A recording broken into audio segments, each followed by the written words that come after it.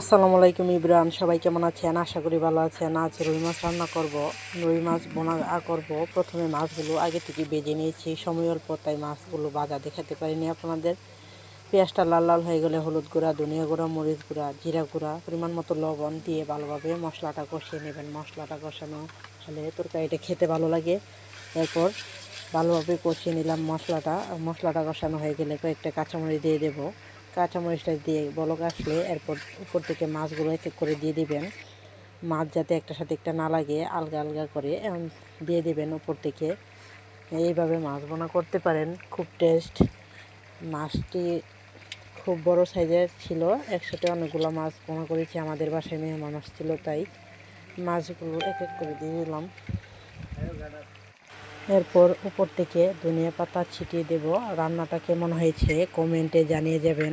অতিথি আপ্যায়নে এরকম রান্না করা হয়। আমাদের বাসায় অনেকগুলো মেহমান আসছিল তাই এই রান্নাটা করা হয়েছে। আপনাদের জন্য দাওয়াত রইল।